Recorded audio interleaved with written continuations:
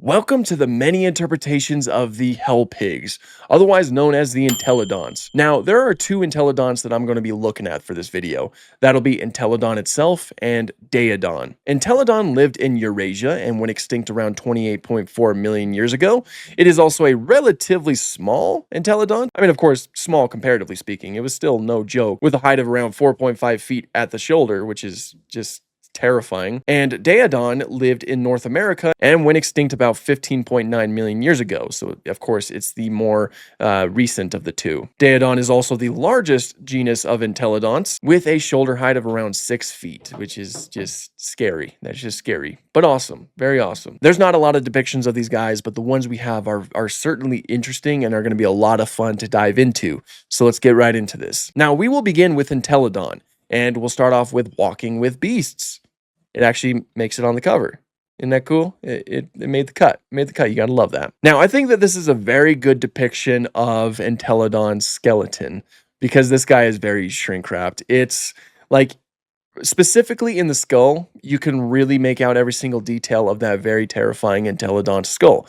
Now, yes, Entelodonts did have very terrifying looking skulls. I mean, they looked a lot more like this, which of course is kind of like on par with hippo skulls. One notable thing are those jugals, which are the cheekbones that kind of jut out like that. A lot of earlier depictions had the skin wrapped around those. Now, in actuality, similar to hippos and all of their interesting things that kind of jut out on their skull, that would have been layered in muscle. Those would have been like ample places for muscle attachment points. Because of how large they were on like Entelodonts, that implies that Entelodonts had larger muscles in their jaw and likely had a pretty powerful bite force. Of course, it would have not looked like this. It wouldn't the skin would have not been warped around it like that. It probably would have jutted out a little bit, but it would have been covered in muscle, or just fat, or a little bit more than what's shown right here. But that aside, the design is of course really cool and it's very iconic. It's one that did terrify me when I was younger because of just how scary it looks. It really does emphasize how terrifying Entelodon skulls are. It's just, mostly because of the shrink wrapping. But the colors, the base coloration of gray is really cool and pretty fitting of the animal. And I love the red on the face. That's something that really ties the design together. I also like a lot of the behavior that's shown off here, specifically the face biting. That is something that we know that Entelodonts did because, of course, we have Entelodont skulls that have bite marks from other Entelodonts. So kind of like how hippos partake in face biting today, Entelodonts would do the exact same thing.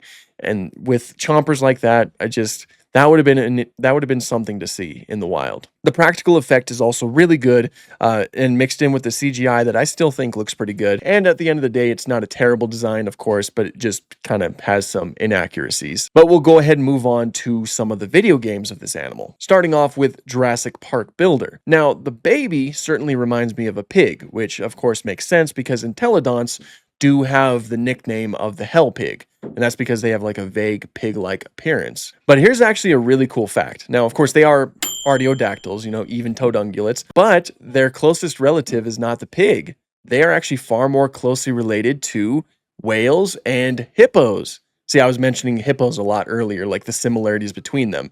I was kind of like building up to that. But yeah, no, they're far more closely related to something like hippos than they are to modern day pigs. And when you look at that skull and you look at that dentition, it kind of makes sense. They have a very gnarly dentition, similar to how hippos do today. I just wanted to bring that up because the baby mostly looked like a pig, but when it grows up, it still kind of vaguely looks like a pig, which is pretty true for Entelodonts in general, but it looks a lot closer to our modern ideas of the animal. For example, it's not as shrink wrapped. You don't really see those jugals poking out. I think the teeth are still exposed, which I didn't mention that before, but the previous design did have teeth exposed, which similar to hippos, they probably were not exposed in life. The colors are really cool. Does have the hump, and Entelodonts did have a hump, so gave them a very interesting appearance that served as like extra support for their pretty big head. So that they had like a bobblehead going on, and they needed that extra site for extra muscle attachments to support that head. But yeah, all around, this is not a terrible design. Moving on to Jurassic World, the game. This is also not a terrible design. It captures the whole idea of the animal pretty well. Little bit shrink wrapped, not terribly, but the teeth are still exposed. But it does have the hump. It does have the whole basic shape of an Entelodon, and I do quite like the colors, especially when you start leveling it up and it gets these reddish brown stripes. That's something that I quite adore. But once you reach level 40, it gets all kinds of bells and whistles on its skull. Like these extra spikes or horns or whatever you want to call them are just really, really emphasized on here. And it's something. It's certainly something. Can't say I'm the biggest fan of it, of course, but that's classic Jurassic World. The game, they once you reach level 40, it just goes all out with its creature design. So yeah, that is interesting. A lot of the same things I've said before do apply to Jurassic World Alive. But one of the key differences is I like the coloration in its head. It kind of looks like blues, unless I'm a little bit colorblind, but it kind of looks like blue to me, and I like it. I think it looks pretty cool. Add some extra like texturing to it that I quite like. Now we'll go ahead and move on to the largest Entelodont, that being Daeodon. Now, first I want to talk about the Denver Museum of Nature and Science, of course, in Denver, Colorado. That's a museum that I went to quite a bit growing up, and there they have this Daeodon statue it's huge for one thing. It's like right in the middle of the museum.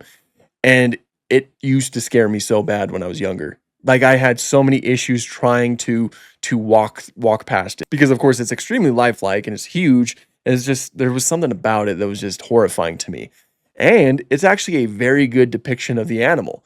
Like it's not really shrink wrapped at all. I mean, on the lower jaw, you do have those structures that are jutting out a little bit, but everything else matches up very well to our modern understanding of the animal. You don't quite see the jugals as pronounced as most other depictions. All around, it looks great. And I'm finding that gray is a very common color for Entelodonts. Like, I think we've seen that on basically every single one so far, which is, that's cool. I mean, that's cool, yeah. Consistency. But yeah, I just wanted to mention that one because it's one that's like tied to me growing up as someone who loved prehistory, going to museums all the time.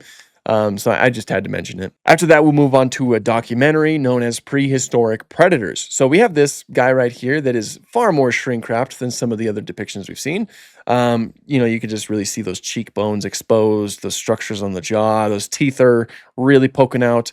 The skull is, of course, always the most shrink-wrapped part of the animal. That is the moneymaker on the animal, after all. The body looks good, though. It does have the hump. Its whole posture is very similar to a Daeodon's posture, and I do like the texturing of the fur. So, not a terrible design at the end of the day. After that, we have Monsters Resurrected. Now, this one's actually not as shrink-wrapped. Those jugals are not nearly as pronounced as, like, the previous one, for example.